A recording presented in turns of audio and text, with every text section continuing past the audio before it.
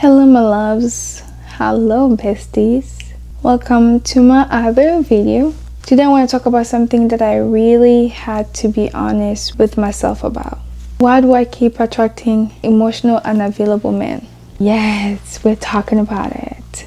This is not about blaming anyone, bashing anyone.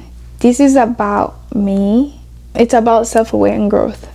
I used to fall in love with potential, fall in love of what someone can be or will be in the future, rather than focus on who they are at the moment. I just saw so much potential that really made me lazy to leave, that made me stay. It made me stay and tolerate a lot of things that I couldn't tolerate. Broken promises, lying, and so on, all the things, bad things that you can imagine.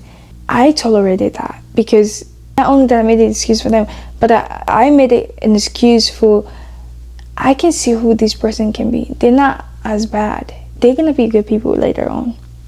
That's a mistake. I thought, one can ask, like, why would you stay that long?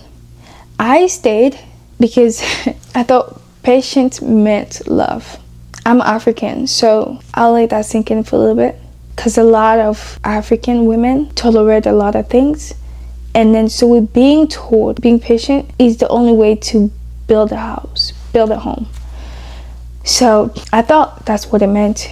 Patience, forgiving, stay, build, understanding. But one thing that they told you about patience, forgiving, but they didn't say about patience without effort is self-abandonment. It's self-sabotage. You're sabotaging yourself because of love.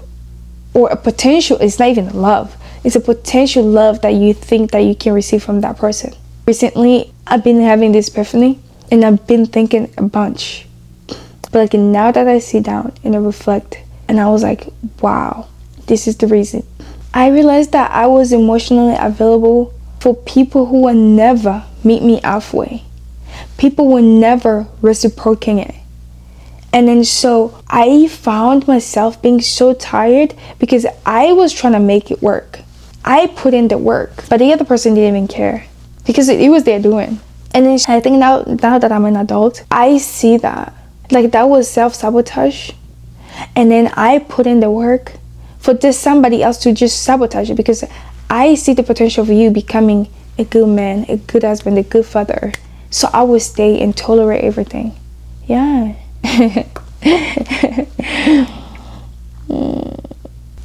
When you overgive, emotional available people will never feel the pressure to change. No, you are enabling these people. This is enabling. You're just enabling them to keep doing whatever they do. They give you the crumbs. They give you like not even half a thing. You are being given the bare minimum and you just run like a dog. Yeah, I used to be that dog. I devoured that. And I even make excuses on top of that for them, for the bare minimum. And I'll call my friends and tell them, like, yo, this is what was happening. And my friends will be like, they straight up, like, leave. And I'll be like, yeah, I want to, but like, I will leave, yes. But like, he said he's going to change. And I stayed, like a dumb bro.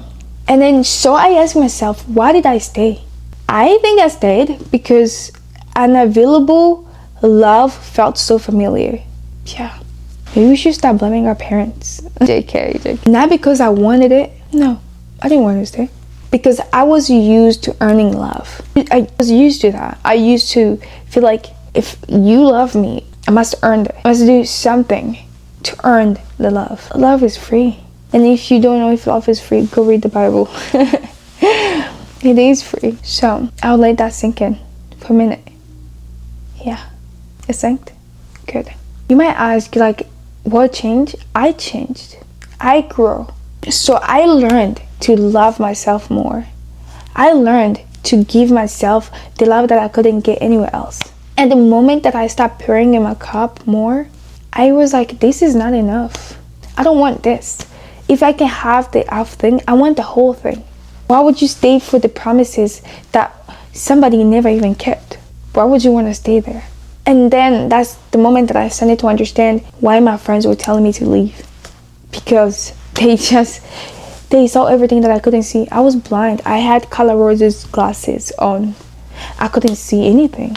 And at that moment, I realized that it was never about love. It was never about what I did for this person. It was never how much I've given for this person. It was about being chosen. I wanted to be chosen. I wanted to be rewarded, to be told, you've done so much, and it's you. You are the one. You are the love of my life. I want you. I want to stay with you. That's what I wanted. That's what I wanted to hear. And that's why I stayed that long.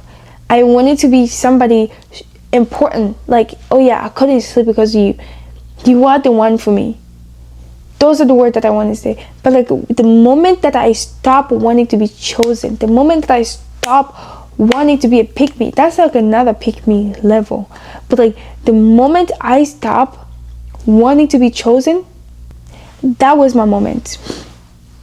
That was my epiphany, that I woke up and become self-aware. If I can't love the wrong person this much, imagine the right person. And if I think what the wrong person gave, these crumbs are enough, imagine if the person actually want you, they want to keep you, they want to be with you, how much they could give to you. So I was like, no, I want more. I want the whole thing. I now chose myself. The moment I pimp something is not right, I walk away. I'm so quick to walk away. I'm on the road right away. Now I'm attracted to not what you can say, because your words can just say more than your action can do. Now I'm attracted to consistency, communication, and emotional safety. The moment I feel like my emotion safety is being threatened, I am on the road. On the way. I'm leaving. Bye-bye, ciao, ciao. I'm not staying. And if they sound like you, but you're not broken. My love, you're not broken. You are becoming self-aware. You are starting to understand yourself. And that's the moment that you're supposed to pour more into yourself, loving yourself more, giving more to yourself. Give yourself grace. And do not let anybody have the power over you. Because sometimes we feel like if this person come back, they actually love me, they want me. No, they're coming back because they want to see if you're still stupid. I was a victim of that. I had an on and off relationship, and I was like, yeah, he just loved me, he can't get enough of me. No, wake up, my love. If this is you, you're not broken, I'll tell you that straight up. You're becoming aware, and you don't need that person. I promise you, you'll be just fine, even without him, because you were fine before him. And you're going to be fine. What you feel right now is just like the habit. And once those habits are broken, you'll be completely fine. This is the end of our video today. This journal is for women becoming. I don't think it's only women, but even men can resonate with these things.